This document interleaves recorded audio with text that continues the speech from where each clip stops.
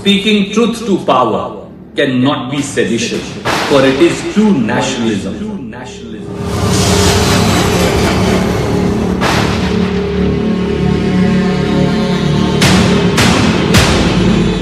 অমিত শাহজি যিনি কাশ্মীরকে সোজা করেছেন, এবারে বাংলাকে ভালো করে সোজা করবেন। 24-এ লোকসভা এবং বিধানসভার ভোট একসঙ্গে। শুভেন্দুর বসেদের যদি ক্ষমতা থাকে, একসঙ্গে বিধানসভা লোকসভা নির্বাচন করে দেখা একবার। বাকিটা দেখতে থাকো। নিউজ 18 বাংলায় স্বাগত। জনতার দরবার নিয়ে আপনাদের সঙ্গে রয়েছে শর্মিষ্ঠা। আজকে জনতার দরবার শুরুতেই একটা ছবি দেখাবো, পুরনো ছবি, তবুও দেখা দরকার।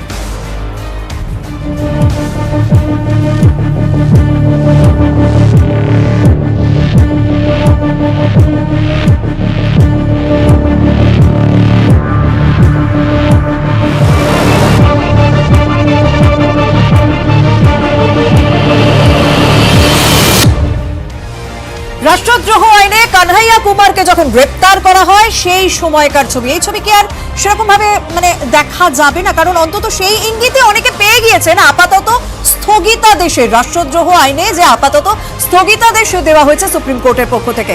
কলকাতার রাস্তায় একটা কথা একসময় প্রচলন ছিল যে 5 আইন প্রয়োগ করা হবে, যে কোনো রকম সমস্যা আটকাতে, নুইসেন্স আটকাতে এই 5 আইন প্রয়োগ করা হবে।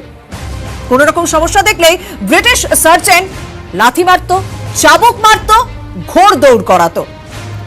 ব্রিটিশটা চলে গেছে, তবে সেই 5 আইনের মানসিকতা কি এখনো রয়ে গেছে? গণতন্ত্রের প্রধান ভিত্তি, যেখানে মানুষের মৌলিক অধিকার, মানুষের বাক স্বাধীনতা, সেই বাক স্বাধীনতার পথেই তো কোথাও গিয়ে বাধা হয়ে দাঁড়াচ্ছে এই 124-এর এ বা রাষ্ট্রদ্রোহ আইন। কি সিদ্ধান্ত নিল, কি নির্দেশ দেওয়া হলো আজকে? আপাতত স্থগিতাদেশ। দেখুন,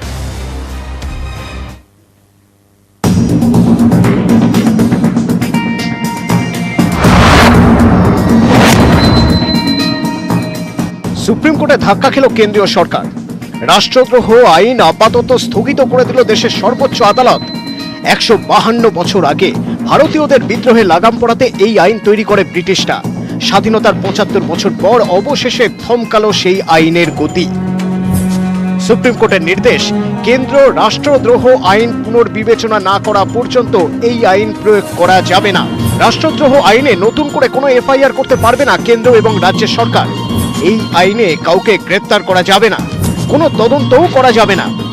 রাষ্ট্রদ্রোহ আইনে যে সমস্ত মামলা চলছে সব আপাতত স্থগিত। রাষ্ট্রদ্রোহ আইনে বন্দীরা জামিনের আবেদন করতে পারবেন। গত 1.5 শতকে এই প্রথম স্থগিতাদেশ পড়ল রাষ্ট্রদ্রোহ আইনে। গত বছর রাষ্ট্রদ্রোহ আইন বা ভারতীয় দণ্ডবিধির 124-এর এ ধারাকে চ্যালেঞ্জ করে একাধিক মামলা দায়ের হয় সুপ্রিম কোর্টে। অভিযোগ ওঠে আইনটি অপব্যবহারের। প্রথমে কেন্দ্রের প্রতিনিধি হিসেবে অ্যাটর্নি জেনারেল এই আইন অটুট রাখার পক্ষে সওয়াল করেন। পরে অবস্থান বদলে আইন পুনর্বিবেচনা করতে রাজি হয় মোদী সরকার। কিন্তু আদালতে সওয়াল করতে গিয়ে এও বলে আইন পুনর্বিবেচনার দায়িত্ব মোদী সরকারের উপরেই ছাড়া হোক। পাল্টা সুপ্রিম কোর্ট প্রশ্ন করে 3-4 মাসের মধ্যে কি আইন পুনর্বিবেচনার কাজ শেষ হবে? ততদিন কি রাষ্ট্রদ্রোহ আইনে দায়ের হওয়া মামলাগুলি স্থগিত রাখা হবে? মঙ্গলবার প্রশ্ন করল সুপ্রিম কোর্ট। বুধবার আইনে আপাতত স্থগিতাদেশ। জুলাইয়ের 3য় সপ্তাহে ফের এই মামলার শুনানির সম্ভাবনা। নিউজ 18 বাংলা। ব্রিটিশরা চলে গিয়েছে, ব্রিটিশদের আইন ব্রিটিশদের দেশেই 2009 সালে উঠে গিয়েছে, কিন্তু আমাদের দেশে রাষ্ট্রদ্রোহ আইন এখনো ব্যবহার হয়, কোথাও আবার অপব্যবহারও হয়। কোট আনকোট আমি বলবো অপব্যবহার হয় কথাটা, কারণ বিচারপতিরাই ঠিক করবেন তার কোথায় ব্যবহার হচ্ছে, কোথায় অপব্যবহার হচ্ছে। এই আপাতত স্থগিতাদেশ যে দেওয়া হলো, এটা কি পুরোটাই তুলে দেওয়া উচিত? আমরা আলোচনা করব, জনতার কাছেও প্রশ্ন করেছিলাম, সেই প্রশ্নের দিকেও নজর রাখবো। তবে এই মুহূর্তে আমাদের সঙ্গে যারা আলোচনায় রয়েছেন তাদের সঙ্গে পরিচয় করে নিই। মানবাধিকার কর্মী সুজাতা দা আমার সঙ্গে রয়েছেন, তৃণমূল কংগ্রেস নেতা বিশ্বজিৎ দা রয়েছেন, বিজেপির দেবজিৎ দা রয়েছেন, সিপিএম এর শুভজিৎ রয়েছেন, কংগ্রেসের সুস্মিতা দি রয়েছেন। সুজাতা দা, আপাতত স্থগিতাদেশ এটা কি পুরোটাই তুলে দেওয়া উচিত? তাহলে কি কোথাও গিয়ে আসল যে উদ্দেশ্য সেই উদ্দেশ্য পূরণ হবে? সরকারকে পুনর্বিবেচনার সুযোগ দেওয়ার কারণে এটা আপাতত স্থগিত। আমরা মানবাধিকার আন্দোলন দীর্ঘদিন ধরে আমরা এই ধারাটা ইন্ডিয়ান পিনাল কোডের এই ধারাটাকে 124-এর ক, এছাড়া অন্য যে বিশেষ বিশেষ আইন আছে, ন্যাশনাল সিকিউরিটি অ্যাক্ট অথবা ইউএপি, যখন টাডা ছিল টাডা, পোটা ছিল পোটা, এবং আর্ম ফোর্সের স্পেশাল পাওয়ার অ্যাক্ট, এগুলো বাতিলের পক্ষে, এগুলো দমনমূলক আইন এবং নাগরিকের অধিকারের ন্যূনতম জায়গাগুলোকে একেবারে শেষ করে দেয়। 124-এর ক ধারাটি ব্রিটিশ আমলে ছিল, আপনি বারবার বলছেন, শুধু ছিল তা নয়, একটা আমরা নেটিভ ছিলাম, আমরা প্রজা ছিলাম। আমাদের স্বাধীনতা সংগ্রামীরা, সেটা বঙ্গবন্ধু উপাধ্যায় থেকে শুরু করে একেবারে মহাত্মা গান্ধী, তিলক বারবার এই আইনের দ্বারা আক্রান্ত হয়েছেন এবং সেই আইনটা বাতিলের দাবিতে কনস্টিটিউয়েন্ট অ্যাসেম্বলিতে দারুণ ডিবেট হয়। প্যাটেলকে প্রশ্ন করেছিলেন সোমনাথ লাহিড়ী যে আইনটা রাখার দরকার আছে কিনা, পপুলার গভর্নমেন্ট যেখানে আছে, ব্রিটিশ রাখতে পারে, আমরা রাখবো কিনা। ফলে কনস্টিটিউয়েন্ট অ্যাসেম্বলি দুবার এই প্রভিশনটা বাদ দিয়ে দেয়। আর্টিকেল 13-এ আছে সমস্ত কলোনিয়াল ল বাতিল হয়ে যাওয়া উচিত, কিন্তু হয়নি। অনেকগুলো আইনের মতো এই 24-এর কথা এবং মিসইউজের চূড়ান্ত মিসইউজ। এবং কেদার সিং মামলায় এরকম একটা গাইডলাইন ছিল, কেদার সিং মামলায় বিহার সরকারের সাথে, যে যদি আমি কোনো বক্তব্য একেবারে হিংসাটা ডাইরেক্ট হয়, আমি বললাম আগুন লেগে গেল, আমি বললাম কাজে, তাহলে একটা 124-এর ক প্রয়োগ হতে পারে না। এটা শুধু একটা আমি সরকারের বিরুদ্ধে কত সমালোচনা করলাম, তাহলে এটা হবে না, কেউ মানেনি এটা। একদম এই জায়গাটাতেই সুস্মিতা দি জানতে চাইবো, সরকারের বিরুদ্ধে কথা বলা, শাসক দলের বিরুদ্ধে কথা বলা তো দেশদ্রোহিতা হতে পারে না, অন্তত বর্তমান সময় দাঁড়িয়ে। তাহলে এতগুলো বছর সময় লেগে গেল কেন? কারণ আমরা জানি 2011-তেও একবার চেষ্টা হয়েছিল, ডি রাজা তিনি চেষ্টা করেছিলেন, 2015-এ শশী থারুর তিনি একবার চেষ্টা করেছিলেন, তাহলে এতগুলো বছর কেন? দেখুন, আজকে সুপ্রিম কোর্ট যে আইনটার বিরুদ্ধে 124-এ রাষ্ট্রদ্রোহ আইনের যে বিরুদ্ধে যেই রায়টা দিয়েছে, যে আপাতত স্থগিত, কেন্দ্রীয় সরকারকে আবার পুনর্বিবেচনা করার একটা জায়গা কিন্তু রেখেছে, একটা স্পেস কিন্তু খালি রয়েছে এই বিচার বিভাগে, তদন্তে। এই বিচার বিভাগে আমরা যেটা দেখতে পাচ্ছি সেটা হচ্ছে রাজ্য সরকার বলুন, কেন্দ্রীয় সরকার বলুন, যে কোনো সরকারের বিরুদ্ধেই কথা বললে সেইটা দেখা যাচ্ছে তাকে রাষ্ট্রদ্রোহী বলে চিহ্নিত করা হচ্ছে। আজকে আমরা দেখেছি কানাইয়া কুমারের ক্ষেত্রে, আজকে আমরা দেখেছি অম্বিকেশ মহাপাত্রর ক্ষেত্রে, আজকে বিভিন্ন জায়গায় এরকম বিভিন্ন ঘটনায় আমরা দেখেছি যে যারাই কিনা রাষ্ট্রের বিরুদ্ধে কথা বলেছে, রাজ্যের বিরুদ্ধে কথা বলেছে, তাদের ক্ষেত্রে তথ্য প্রযুক্তি আইন দেওয়া হয়েছিল, কিন্তু তাকে রাষ্ট্রদ্রোহী বলে চিহ্নিত করা হয়েছিল, যেহেতু তিনি মুখ্যমন্ত্রী এবং মুখ্যমন্ত্রীর সাথে যিনি ছিলেন সেই তার ব্যঙ্গচিত্র এঁকে করেছিলেন। বিষয়টা হচ্ছে রাষ্ট্রদ্রোহিতা ছিল ইংরেজদের আমলে, যারা কিনা আমাদের ভারতীয়রা বিভিন্ন রকম আন্দোলন সংগঠিত করত, সেই আন্দোলনগুলোকে দমানোর জন্য সে সময় এই রাষ্ট্রদ্রোহী আইন পাশ করানো হয়েছিল।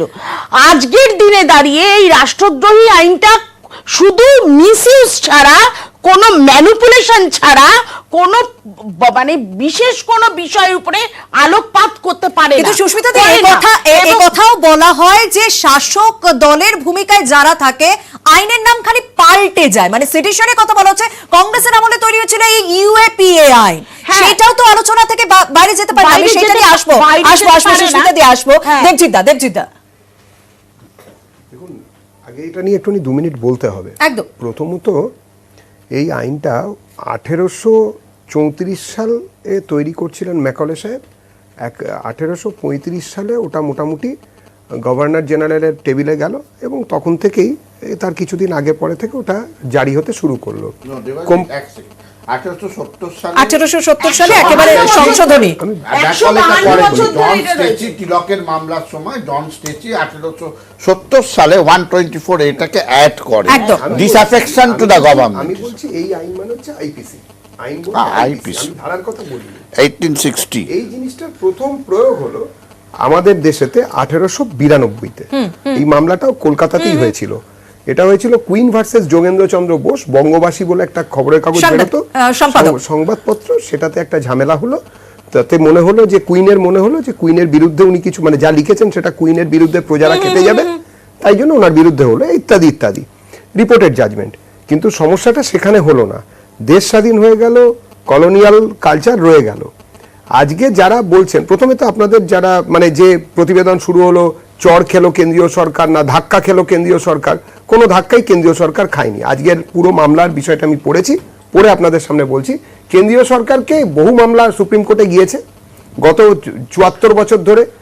এটা তো এই মামলাতে কেন্দ্রীয় সরকার মানে চলতি কেন্দ্রীয় সরকারে না তো এই আইন বিজেপি সরকার এনেছে, না তো মোদী বাবু এনেছেন, না কেউ এনেছেন, চলতি একটা জিনিস। কিন্তু এই সরকারের বিরুদ্ধে সবথেকে বেশি অপব্যবহারের অভিযোগ উঠছে। আপনাকে এক মিনিট আমি যখন আপনারা বলেন তখন তো 2010 থেকে 2022 13,000 মামলা সিটিজেন কেসে হয়েছে, তার মধ্যে 13,000 আচ্ছা 13 জন কনভিকশনের জায়গায়, একমাত্র 13 জন পার্সেন্টেজ, 65% অফ 13,000 প্লাস 360 আরো, তার মধ্যে 65% 2014 সালের পর থেকে দেওয়া হয়।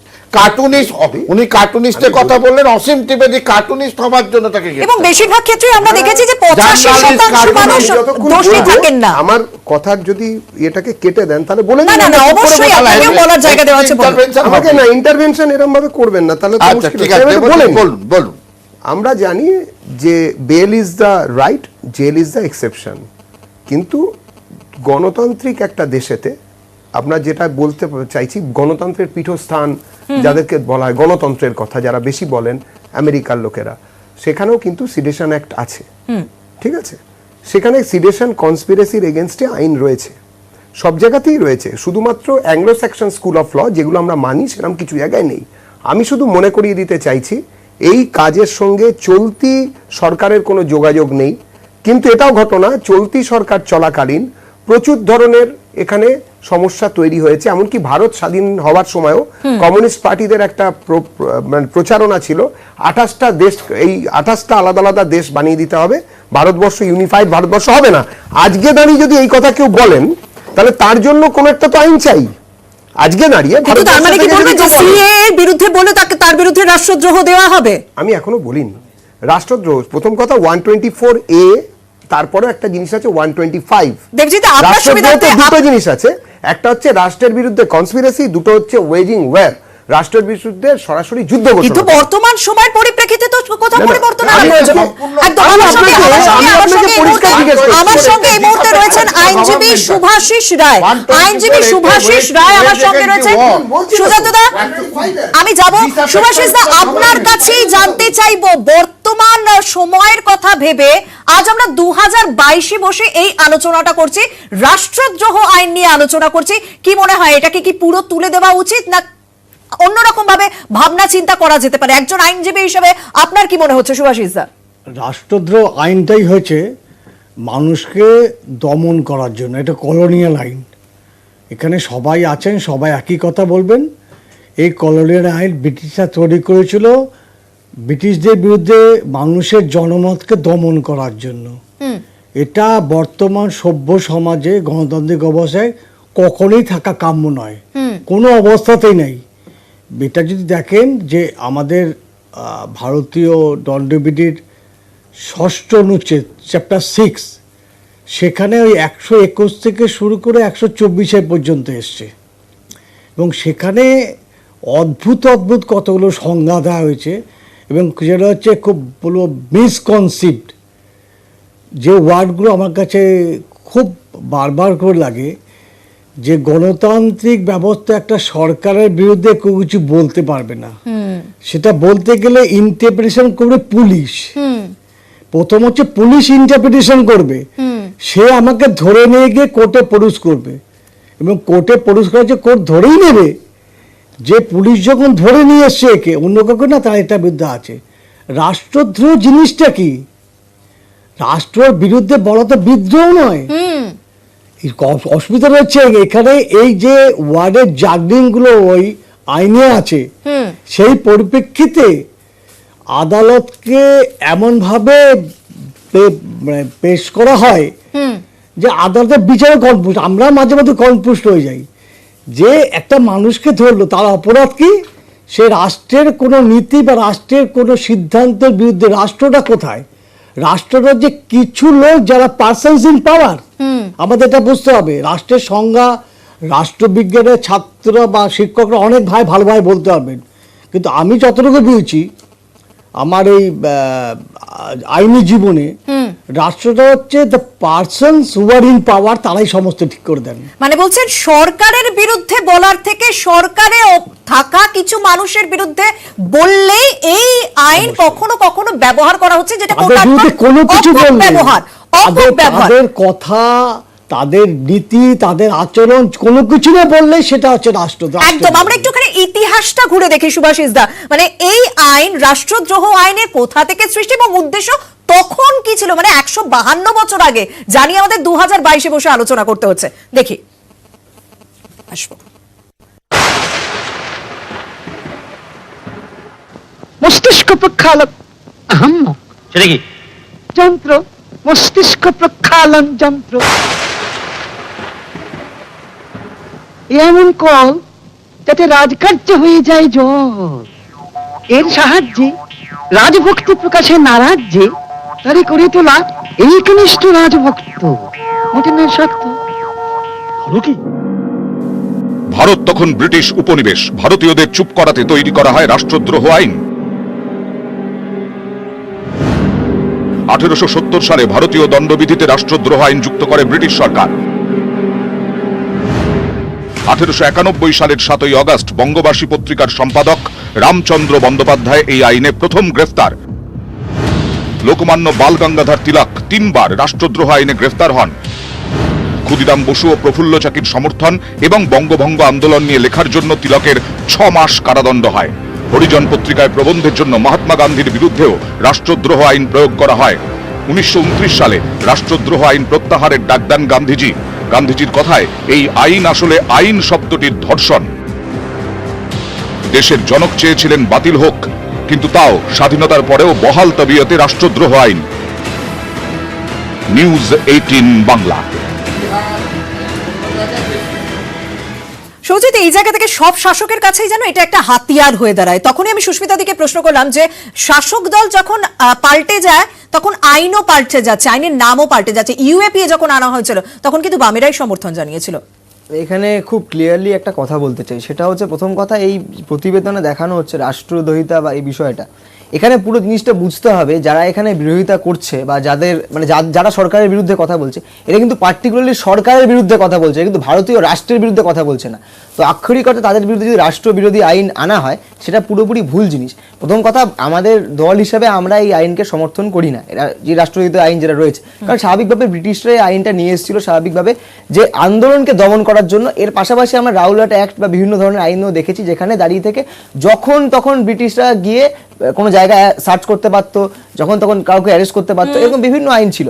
কিন্তু এখানে খুব স্পেসিফিক্যালি একটা জিনিস বুঝতে হবে যেটা অনেক ক্ষেত্রে বুঝতে ভুল হচ্ছে আমাদের সকলে। আমি যেহেতু নিজে একজন সোশ্যাল সায়েন্সের স্টুডেন্ট হিসেবে বলতে পারি, এই পার্টিকুলারলি এটা সরকারের বিরুদ্ধে ব্যাপারটা রাষ্ট্রের বিরুদ্ধে নয়। কারণ আমরা যদি দেখি রাষ্ট্রের যদি 4টে এলিমেন্ট দেখি, 4টে ক্যারেক্টারিস্টিক ফিচার দেখি, সেখানে দাঁড়িয়ে থেকে সরকার তার একটা জাস্ট একটা পার্ট, যেরকম সার্বভৌমত্ব রয়েছে, একটা ভৌগোলিক অবস্থান রয়েছে, জনসংখ্যা থাকে, তেরকমই একটা থাকে সরকার। এখানে সরকারের বিরুদ্ধে কথা বলাকে যদি আপনি রাষ্ট্রদ্রোহিতা আইন হিসেবে নিয়ে আসেন, এই পুরো জিনিসটাই আক্ষরিক অর্থে ভুল। যেমন বলি, গত 2014 সাল থেকে আমরা যদি ভালো করে একটু খেয়াল করে দেখি, 2014 সাল থেকে যদি নাম্বার অফ কেসেস দেখেন বা বিভিন্ন বিষয় দেখেন, কেউ যদি সাপোজিটলি বিজেপি সরকারের বিরুদ্ধে কোনো কথা বলছে, সে হয়তো কোনো রাজনৈতিক দলকে সমর্থনও করেন না বা অ্যাক্টিভলি যুক্তও নয়, তার ক্ষেত্রেও এই আইন প্রণয়ন করা হচ্ছে। আমরা দেখেছি বিভিন্ন সময় বিভিন্ন সোশ্যাল অ্যাক্টিভিস্ট যারা হয়তো রাজনৈতিক কর্মী নয়, তাদের এগেনস্টেও কিন্তু এই ধরনের আইন আনা হয়েছে। এবং স্পেশালি আপনারা দেখেছেন যে এনআরসি, এনপিআর, সি এর বিরুদ্ধে আমরা যখন আন্দোলন করতে নেমেছি, ছাত্র যুবরা যারা আক্ষরিক অর্থে আন্দোলনের সামনের সারিতে ছিল, তাদের অনেকের বিরুদ্ধে, খালি কানাইয়া কুমার না, কানাইয়া কুমার তো আছেনই, এর পাশাপাশি বিভিন্ন ছাত্র যুব সংগঠন বা ইন্ডিভিজুয়াল হিসেবে তাদেরকে কিন্তু এই ধরনের আইন আনা হয়েছে। যে কোনো স্বাধীন দেশে, গণতান্ত্রিক দেশে এই ধরনের আইনকে রেখে দেওয়া এটা কখনোই সাপোর্টেবল নয়। আমি একটা কথা বলি শেষ করব, সেটা হচ্ছে আমরা দল হিসেবে এই আইন যাতে আগামী দিনে স্ক্র্যাপ করে দেওয়া হয়, আমরা এটাকেই সমর্থন করব। আমরা জনতার কাছে জানতে চেয়েছিলাম যে মানুষ কি চাইছে। জনতার দরবার যখন জনতার কাছে জানতে চাওয়াই হয় আমাদের, আমরা জানতে চেয়েছিলাম যে এই আইন কি একেবারে তুলে দেওয়া উচিত, স্থগিতাদেশ নয়, রাষ্ট্রদ্রোহ আইন কি তুলে দেওয়া উচিত। সোশ্যাল সাইটে পাওয়া গেছে যে তথ্য, 40% মানুষ বলছেন হ্যাঁ, না বলছেন 60% মানুষ।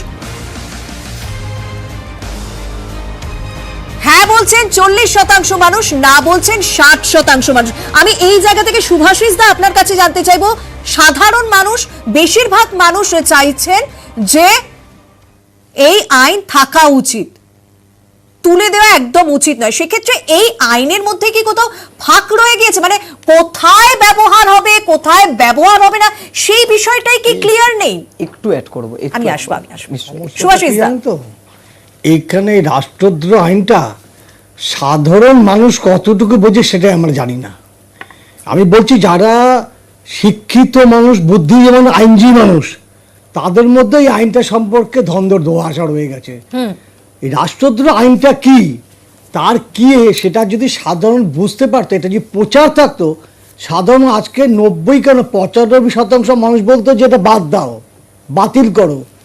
সাধারণ মানুষকে বুঝতে তো হয় না, আইনটা একটা ফ্যালাসি করে রেখে হয়। আচ্ছা, যার জন্য হচ্ছে আইনটা প্রয়োগ করতে গেলে আইন সম্পর্কে মানুষকে সচেতন জানতে হবে। সরকার কোনোদিন চায় না, কোনো সরকার চায়নি যে এই আইনটা মানুষ জানুক।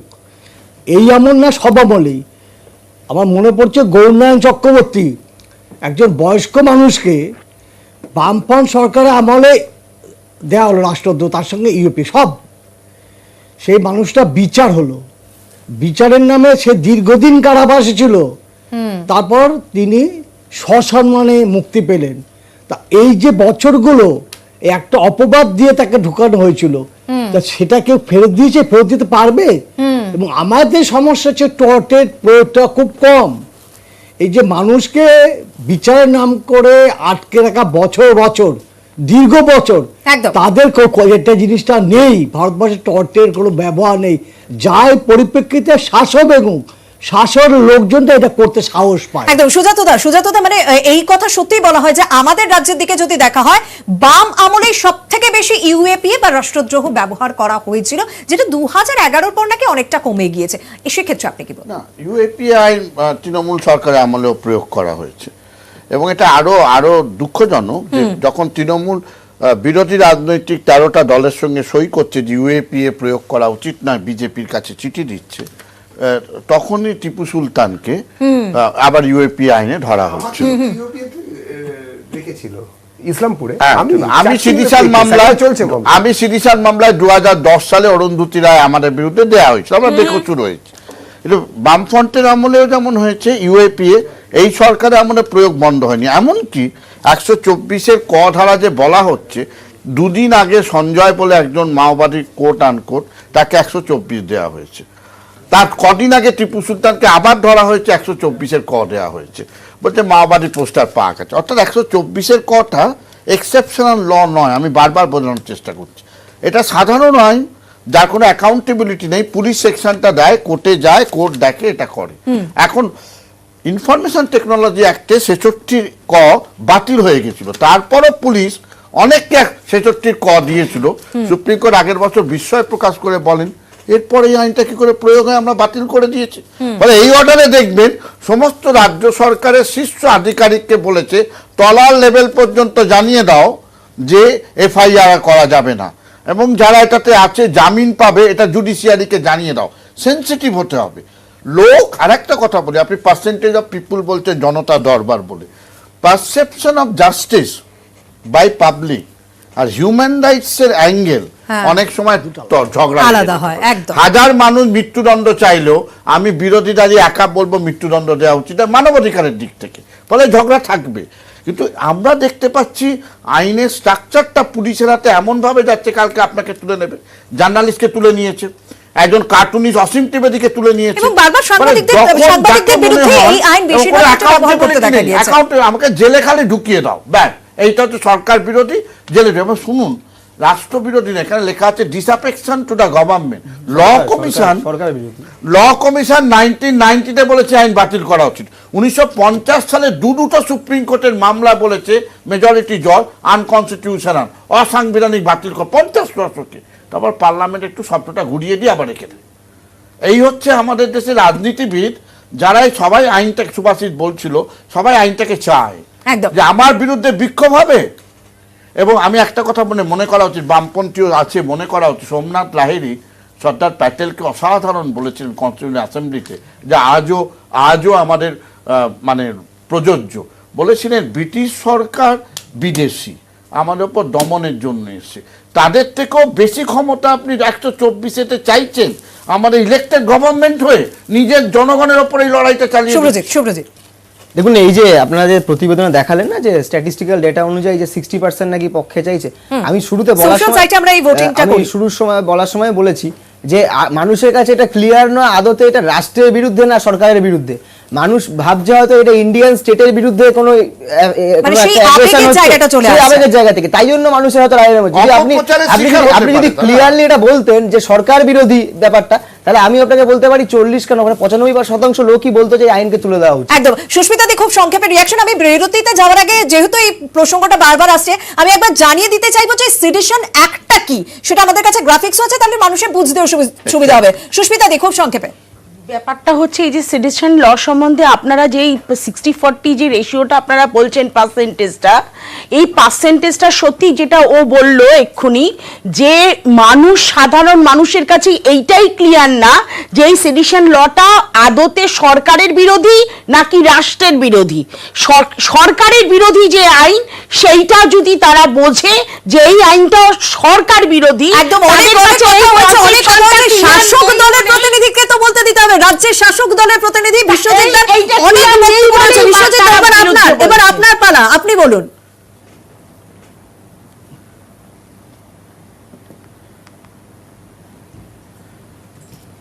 আপনি তো প্রায় 25 মিনিট ধরে এই শোটা করে যাচ্ছেন, কিন্তু একবারের জন্য প্রয়োজন মনে করেননি আমার বক্তব্য জানার জন্য। একদম, এই পুরো সময়টাই আপনার জন্য।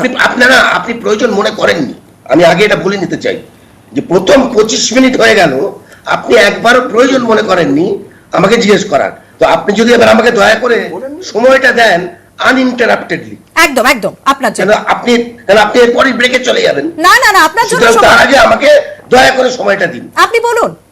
এবার আমি যেটা বলতে চাইছি, সেডিশন ল সম্বন্ধে এবং 124A নিয়ে সবাই বক্তব্য রেখেছে এবং এর ব্যাকগ্রাউন্ড কি আমরা সবাই জানি, কিন্তু প্রশ্নটা হচ্ছে যে বর্তমান কেন্দ্রীয় সরকারের এটা নিয়ে কি স্ট্যান্ড।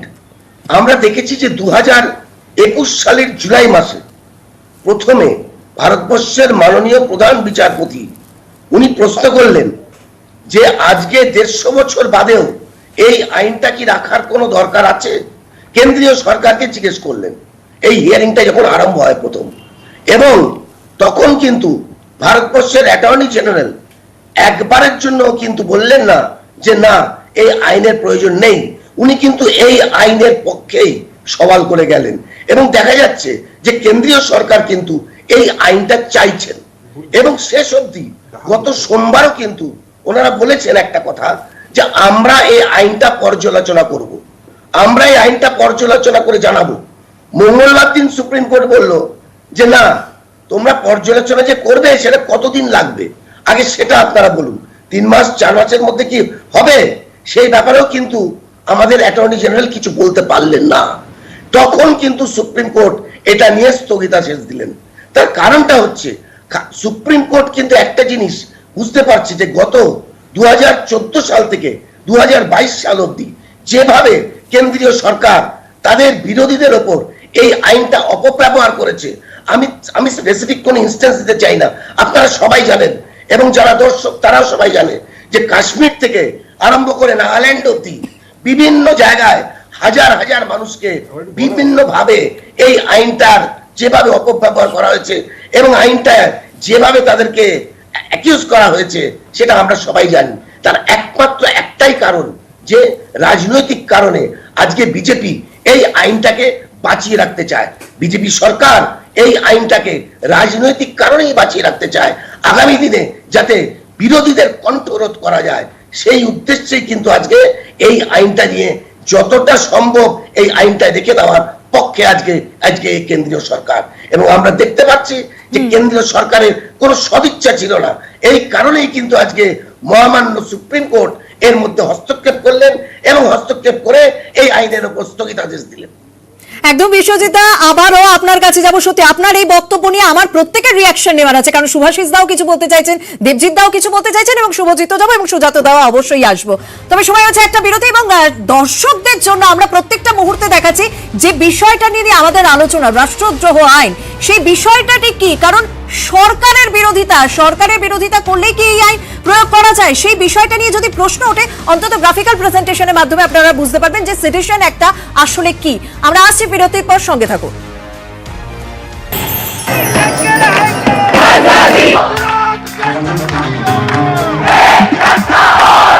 রাষ্ট্রদ্রোহ আইন, এই আইন নিয়ে বিতর্ক বহু যুগের। মোদী সরকারের আমলে বারবার উঠেছে এই আইনের অপব্যবহারের অভিযোগ। 2016 জওহরলাল নেহরু বিশ্ববিদ্যালয়ের বাম ছাত্রনেতা কানহাইয়া কুমার সহ বাকিদের বিরুদ্ধে রাষ্ট্রদ্রোহ আইনে মামলা করা হয়।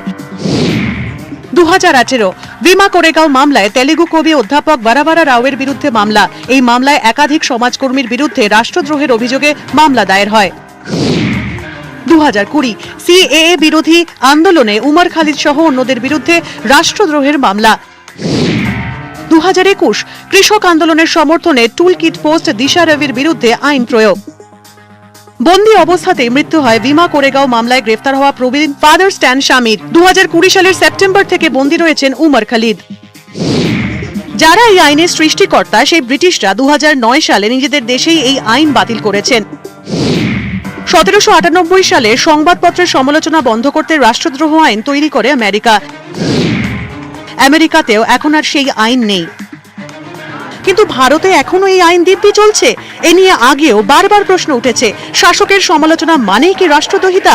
বাক স্বাধীনতার শেষ এবং দেশদ্রোহিতার শুরু কোথায়, এটা কে ঠিক করে দেবে? নিউজ 18 বাংলা। দেবজিৎ, বিশ্বজিতের অনেক অভিযোগ এবং আপনারা অনেক কিছু বলার আছে।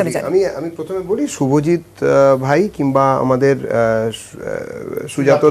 সুজাতদা বাকি প্যানেলিস্টদের সঙ্গে এবং ওনার সঙ্গেও আমি একটা অংশে একমত যে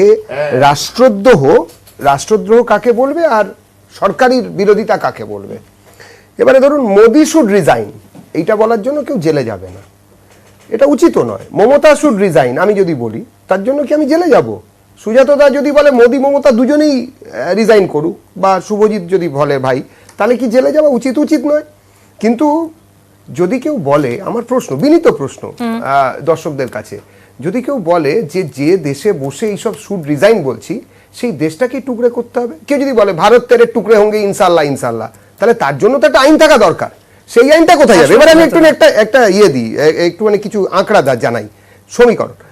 ইউপিতে যেটা নিয়ে খুব বলছে, বিজেপি নাকি খুব করেছে, ইউপিতে টোটাল 14 থেকে 19 হয়েছে, 17টাতে চার্জশিট পড়েছে। অন দ্য কন্ট্রারি, পশ্চিমবঙ্গে 14 থেকে 19-এর মধ্যে, যদি ওনারা কোনো হিসেব দেন না, ওসব দেন না, এটা তো ঘেঁটে ঘুঁটেই বার করতে হয়। যাই হোক, ন্যাশনাল যে রিপোর্ট যেটা সুপ্রিম কোর্টে দেওয়া হয়েছে কেন্দ্রীয় সরকারের পক্ষ থেকে, সেই রিপোর্টের ভিত্তিতে আমি বলছি 8টা। অন দ্য কন্ট্রারি, কেরালাতে হচ্ছে 25, মানবতাবাদী বামপন্থীদের সরকার চলছে অনেকদিন ধরে, সেখানে 25, 14 থেকে 19। আরেকটা কথা বলি, এই যে টোটাল 326, 141 এবং 6, মানে 6 জন কনভিক্টেড, 141টাতে চার্জশিট হয়েছে সারা ভারতবর্ষে, আর 326 অনেক বেশি কম হবে আমি জানি না, 300টা 13,000 হতেও পারে, নাও হতে পারে, আমার কাছে এই সম্বন্ধে তথ্য নেই, সুজাতদার কাছে থাকলেও থাকতে পারে। কিন্তু আমি যেটা বলতে চাই, বিষয়টি খুব স্পর্শকাতর, ভীষণই চিন্তার ব্যাপার। বিচারকরা ঠিক কাজ করেছেন, তারা পাঠিয়েছেন, ভারত সরকারের উপর দায়িত্ব তারা কি করবেন, এবং সেই দায়িত্ব ভারত সরকার এরমভাবেই করা উচিত যে মোদি শুড রিজাইন বললে বা শাহ শুড রিজাইন বললে তার বিরুদ্ধে যেতে পারে না, সেটা রাজনৈতিক ভারত করে টুকরে হোঙ্গে ইনশাল্লাহ বলে তার বিরুদ্ধে সুকৌশলে ভারত করে টুকরে হোঙ্গে ইনশাল্লাহ বলে টুকরে হোঙ্গে, ভারত কেন টুকরে হবে, তার বিরুদ্ধে সেটা তো রাষ্ট্র। ভারত টুকরো হোক, পার্লামেন্টে প্রশ্ন উঠেছিল, আমি যদি বলি আপনি ভারতে করছি, আমরা এটা আপনাকে দুবার বলতে হবে না, আমি বুঝেছেন তো, টুকরে টুকরে হলে কি হবে, টুকরে জ্ঞান বলে যাবো বিশ্বজিৎদার কাছে। আমি যাবো, বলতে দিতে হবে। সুস্মিতা দেবী,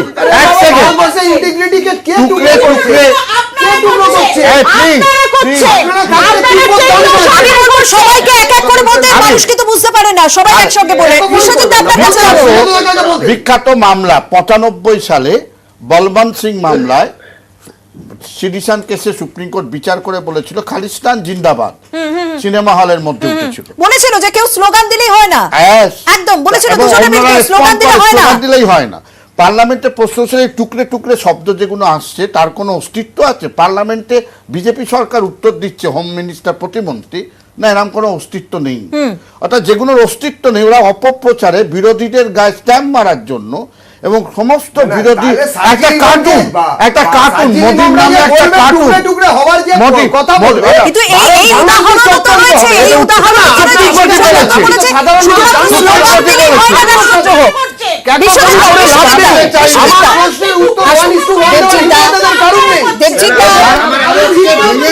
দেবজিতা আসবো, বিশ্বজিৎ আমার প্রশ্ন হচ্ছে মানুষ পাচ্ছে না, আমাকে বলতে দিন, বিশ্বজিৎ আপনি বলুন, বিশ্বজিৎ আপনি বলুন। দেবো আমি কি উত্তরটা দেবো? আমি বলছি সিএএ আইনের বিরোধিতা করবার জন্য তাহলে আজকে 124A কেন লাগু করা হবে, কেন 124 এর চার্জ আনা হবে? এবং আমরা একটা জিনিস দেখতে পাচ্ছি, আমি আবারও বলছি, আমি একটা জিনিস আমরা দেখতে পাচ্ছি যে ইন্ডিপেন্ডেন্স অফ জুডিশিয়ারি এই সরকার মানে না। আজকে কেন্দ্রীয় আইনমন্ত্রী একটা স্টেটমেন্ট দিয়েছেন, একটু অফ দি ট্র্যাক হতে পারে এই কথাটা, কিন্তু এই কথাটা বলতে হবে। তার কারণটা হচ্ছে এই হিয়ারিং এর প্রসঙ্গেই কেন্দ্রীয় আইনমন্ত্রী আজকে বলেছেন যে লক্ষ্মণ রেখা পার করা উচিত না। আজকে কেন্দ্রীয় আইনমন্ত্রী বলছেন লক্ষ্মণ রেখা পার করা উচিত না, সুপ্রিম কোর্টকে বলছেন। এর মানেটা কি? এর মানে সুপ্রিম কোর্টকে প্রচ্ছন্ন হুমকি দিচ্ছেন কেন্দ্রীয় আইনমন্ত্রী, কারণ তারা ইন্ডিপেন্ডেন্স অফ জুডিশিয়ারির স্বাধীনতা তারা মানে না।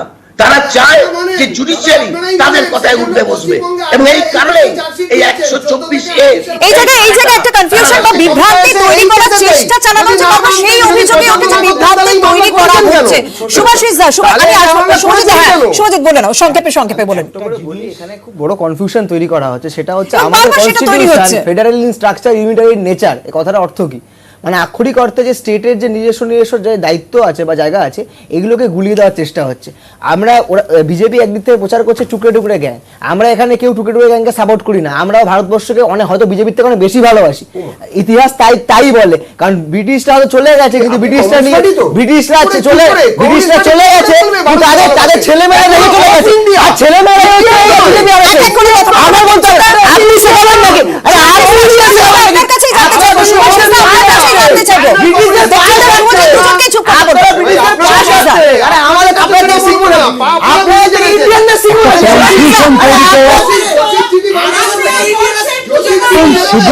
স্পেসিফিক কথা বলা আছে, বলা হচ্ছে expression 1 disaffection includes disloyalty and all feeling. Disloyalty মানে হচ্ছে আমি জৌজুর হলেই যদি না হয় তাহলে রাষ্ট্রদ্রোহী। আইনেই বলছে এই সম্পর্কে সরকারে যারা চুপ, সব সরকার একটা জায়গাতে চুপ করে বসে আছে। এই যে মানেটা ডিসলয়ালিটি, কার প্রতি? সরকারের প্রতি, রাষ্ট্রের প্রতি। ডিসলয়ালিটি সরকার। আমি আপনাকে বারবার বলছি, রাষ্ট্রটা কি? রাষ্ট্রটা পৈতৃক সম্পত্তি। কেউ মনে করছে রাষ্ট্রটা পৈতৃক সম্পত্তি নয়, আর রাষ্ট্রটা আমাদের সবার। আমরা সবাই রাষ্ট্রের অংশীদার, আমরা রাষ্ট্রকে তৈরি করেছি। রাষ্ট্রকে যতটা আমরা ভালোবাসি তত বোধহয় অন্য সাধারণ লোকের চেয়ে ভালোবাসে না। মূল ব্যাপারটা হচ্ছে এই ওয়ার্ডটাকে রেখে ইউজ করছে সম্মত সরকার। ডিসলয়ালিটি মানে তুমি দাসত্ব হবে, আমি যা বলবো সেটাকে মানবে, এই কথাটা হচ্ছে। তারপর এনিমিটি, বিদ্যাসাগর মশাই বলেছেন যে কানাকে কানা, খোড়া খোড়া বলিত না, আমরা বলি না, কিন্তু অপদার্থকে অপদার্থ বলতে হবে না, ইনকম্পিটেন্ট বলতে হবে না। তাহলে কি দেশদ্রোহ হয়ে গেল? তাহলে কি ইনিমিটি হয়ে গেল? তাহলে কি হয়ে গেল ডিসলয়ালিটি? সরকার বাহাদুর যা বলবে, বা সরকার যারা আছেন বসে তারা যা বলবে অতবর্ষকে মেনে নিতে হবে, সেটা সত্যিটা বসে দেখিয়ে দিয়েছেন, আপনারা দেখালেন তো। যে আমরা অনুরক্ত, সরকার যে অনুরক্ত। নিরাপত্তার কথা বলে যখন রাষ্ট্রদ্রোহের কথা বলছে কেন্দ্রের শাসক দল, তখন কি কথা এই নিরাপত্তার কথা বলে কেন্দ্র রাজ্যের উপর 355 বা 356 প্রয়োগ করতে চাইছে? অন্তত সেই বিষয়টাই তো উঠে আসে। তাহলে কি নতুন করে 355 বা 356 নিয়েও ভাবা উচিত? এটা হচ্ছে রাজনৈতিক লাভের জন্য বলছে, রাজনৈতিক লাভ। আসবো সুভাষিস দা। এই মন্তব্যের পরেই সংবিধানের 355 এবং 356 ধারা নিয়েও জোর চর্চা। 355 অর্থাৎ রাজ্যে কেন্দ্রীয় হস্তক্ষেপ, আর 356 ধারা মানে রাষ্ট্রপতি শাসন। অনেকের মতে রাষ্ট্রদ্রোহ আইনের মতো এই দুই ধারাতেও রয়েছে ঔপনিবেশিকতার ছায়া। ব্রিটিশ আমলে তৈরি ভারত শাসন আইনের 93 নম্বর ধারায় বলা হয়েছিল, ব্রিটিশ ভাইসরয় চাইলে কোন নির্বাচিত প্রাদেশিক সরকারকে ভেঙে দিতে পারেন। আইনজ্ঞদের অনেকেই এখনকার রাষ্ট্রপতি শাসনের সঙ্গে ব্রিটিশ আমলের এই 93 নম্বর ধারার মিল খুঁজে পান। এই পরিস্থিতিতে রাজনৈতিক মহলে প্রশ্ন উঠছে, রাষ্ট্রদ্রোহ আইনের পর কি এবার 355 এবং 356 নম্বর ধারার প্রয়োগের বিষয়টিও পুনর্বিবেচনা করার সময় এসেছে? কারণ অতীতে বহুবারই দেখা গিয়েছে যুক্তরাষ্ট্রীয় কাঠামোয় কেন্দ্র রাজ্য সংঘাতের কারণ হয়ে দাঁড়িয়েছে এই রাষ্ট্রপতি শাসন। কখনো রাষ্ট্রপতি শাসন ঘিরে সংঘাত, কখনো রাষ্ট্রপতি শাসন জারির হুঁশিয়ারি ঘিরে সংঘাত। 24 সালে লোকসভার বিধানসভার ভোট একসঙ্গে হবে, কিভাবে হবে জানার দরকার নেই। বিজেপির একাংশ এদের নেতৃত্বের যোগ্যতা নিয়ে প্রশ্ন তুলে দিয়েছে। ফলে এই ধরনের কোন একটা খুঁড়োর কল চটকদারিকতা সামনে ঝুলিয়ে না রাখলে ওরা রাজনীতি করবে কি করে? তো বিজেপিটাই করতে পারবে না, ওদের কর্মীরা, ওদের নেতারা ওদের মানে না। পশ্চিমবঙ্গ বিধানসভার মেয়াদ 2026 পর্যন্ত, তার 2 বছর আগে 2024 সালে বিধানসভা ভোট কিভাবে সম্ভব? তার মানে কি সময়ের আগেই রাজ্য সরকার ভেঙে দেওয়া হবে? তাহলে কি রাষ্ট্রপতি শাসন জারি হবে? শুভেন্দুর মন্তব্যের জেরে এরকমই নানা প্রশ্ন উঠছে, এবং এটাও অনেকে মনে করছেন রাষ্ট্রদ্রোহ আইনের মতোই সংবিধানের 355 ও 356 ধারা প্রয়োগের বিষয়টিও খতিয়ে দেখা উচিত। নিউজ 18 বাংলা। আমরা জনতার কাছে এই প্রশ্নও রেখেছিলাম যে রাষ্ট্রপতির শাসন কি গণতন্ত্রের পক্ষে পরিপন্থী, গণতন্ত্রের পরিপন্থী? কি বলছেন জনতা, শুনবো। সোশ্যাল সাইটে যে ফলাফল পাওয়া গেছে, রাষ্ট্রপতির শাসন কি যুক্তরাষ্ট্রীয় পরিকাঠামোর পরিপন্থী? হ্যাঁ বলছেন 73% মানুষ, না বলছেন 27% মানুষ। সুজাতদা, এক্ষেত্রে কি বলবেন? আমরা নাগরিক অধিকার আন্দোলন থেকে বহুদিন ধরে 356 সংবিধান থেকে বাতিলের পক্ষে, বাদ দিয়ে দেওয়ার পক্ষে। কোনো নির্বাচিত সরকার যদি অনাচার করে, ওই 5 বছর অপেক্ষা করে ক্যাম্পেইন করে তাকে সরাতে হবে। কেন্দ্রীয় সরকারের কোনো রাজনৈতিক উদ্দেশ্যে সরানোটা, যখন কেরলের নম্বদীপা সরকারকে সরানো হতো, তার থেকে বই পাওয়া যায় পরপর এই ধারাটা খালি একইভাবে অপপ্রয়োগ হয়েছে। ফলে নির্বাচিত সরকারকে রাখতে হবে, তার বিরুদ্ধে লড়াই চলবে, দরকার হলে আমরা সরিয়ে দেবো। সুভাষিস, তাহলে কি এটা নিয়েও ভাবা উচিত? ভাবার সময় এসেছে। রাষ্ট্রদ্রোহ আইন প্রয়োগ হবে না, সরকার নির্বাচিত সরকারকে ভেঙে দেওয়া হবে, এটা একটা হুমকি। তার বিরুদ্ধে রাষ্ট্রদ্রোহ আইন প্রয়োগ করলো না, এটা আমার জিজ্ঞাসা। নির্বাচিত সরকারকে ভেঙে দিয়ে কেন্দ্র যে সরকার তার প্রভুত্ব কায়েম করে, এটা একই জিনিস হলো প্রভুত্ব কায়েম করা। আমার অধিষ্ঠান হও, আমার কথা মেনে চলো, বাবা বলছি লয়াল হও, মানে জোর হতে হবে। এই জায়গাটাই তো, এর মধ্যে তো বিরোধ, স্ববিরোধ রয়েছে। আইনের তো বিরোধটা এইখানেই। এদিকে গণতন্ত্রের কথা বলবো, এদিকে সব ক্ষমতা কুক্ষিগত তো হয় না। এটা ইমিডিয়েট সরানো উচিত। সুজা তো ঠিক বলেছে, এটা বাতিল করা স্টাপ একদম। বিশ্বজিৎ দা, 2026 সালে হচ্ছে পরবর্তী বিধানসভা নির্বাচন, সেটা বিজেপিও ভালো করে জানে এবং সেটা শুভেন্দু অধিকারীও ভালোভাবে জানে। এখন ব্যাপারটা হচ্ছে বাজার গরম করছে এবং আইনটা না জেনে 356টা কি 355টা কি সেটা খায় না সেটা মাথায় দেয়, সেটা না জেনেই আজকে বিরোধী দলের নেতা এই ধরনের দায়িত্ব জ্ঞানহীন মন্তব্য করছেন। আমার বক্তব্য হচ্ছে, যদি ক্ষমতা থাকে একসাথে করে দেখাক না, বিজেপির যদি ক্ষমতা থাকে করে দেখাক, কিন্তু বিজেপির ইন্টেনশনটা এখানে ক্লিয়ার যে আজকে সেই দমনমূলক এবং নিপীড়নমূলক আচরণ, যে কোনো অবস্থাতে আমরা একটা নির্বাচিত সরকারকে কাজ করতে দেব না।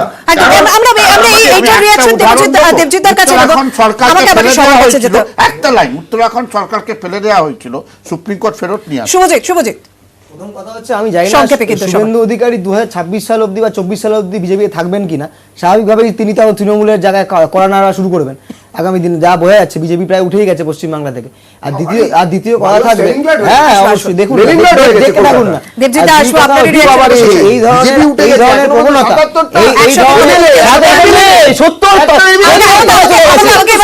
তলায় শুনুন, আর ছোট কথা থাকবে সেটা হচ্ছে এই আইন এই মুহূর্তে প্রয়োগ যাতে না করা হয়, আমরা এর পক্ষপাতী। আমাদের যত বিরোধী থাকুক না কেন, একটা নির্বাচন আমরা এর বিষয়টা হচ্ছে, দেখুন কোন রাজ্যে যদি আইন শৃঙ্খলা যদি সব বিপদের সম্মুখীন হয়, আইন শৃঙ্খলা যদি একটা প্রশ্নবোধক চিহ্নের মধ্যে চলে আসে, সেখানে কেন্দ্রীয় সরকার অবশ্যই হস্তক্ষেপ করতে পারে। কিন্তু 355 ধারা আছে, আমি একটুখানি কথাটা বলতে দিই, 355 ধারায় সেখানে কেন্দ্রীয় সরকার হস্তক্ষেপ করতে পারে। 356 ধারায় কেন্দ্রীয় মানে রাষ্ট্রপতি শাসনও জারি করতে পারে। আজকে আমাদের কংগ্রেস আমলে আমরা দেখিয়ে দিয়েছে, নরসিংহ রাওয়ের আমলে যখন ইয়েতে সমীর রায় বর্মন যখন ত্রিপুরায় যখন রাজত্ব করছিলেন, সেই সময় সেখানে কিন্তু সেখানে করেছিল। যেটা বলছি আপনাদের 1992 মনে আছে, যখন এনারা তো দুহাত তুলে তখন নাচানাচি করেছিলেন যে বর্বরদের সরকার ফেলা হয়েছে উত্তরপ্রদেশে। আমি আপনার কথা বলিনি, আমি বলছি যে 1992 সালে 6 ডিসেম্বর বাবরি ধাঁচা ভাঙা হয়েছিল, সেটা হয়েছিল উত্তরপ্রদেশের গভর্নমেন্ট ফেলা হয়েছে, সেটা ঠিক না ভুল সেটা নিয়েও কথা হতে পারে। কিন্তু আপনি বলুন যে রাজ্যগুলোতে বিজেপি সরকার ছিল, যেখানে কেউ কোথাটা ইট অব্দি মারেনি, না মন্দিরে না মসজিদে, সেখানে অব্দি এই কংগ্রেস সরকার ফেলে দিয়েছিল সমস্ত সরকারগুলোকে, কেন্দ্রে তখন কংগ্রেস সরকার। আমি তো প্রথম কথা, ভারতীয় জনতা পার্টি আজ অব্দি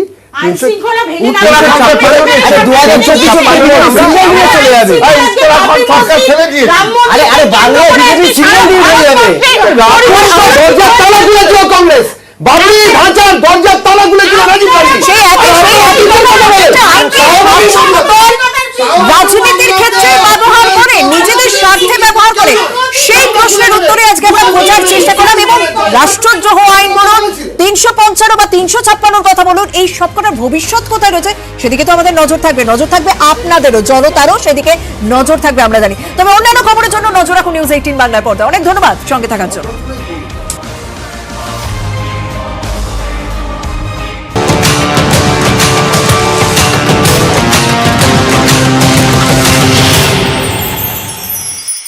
খবর এখন নিবেদন করছে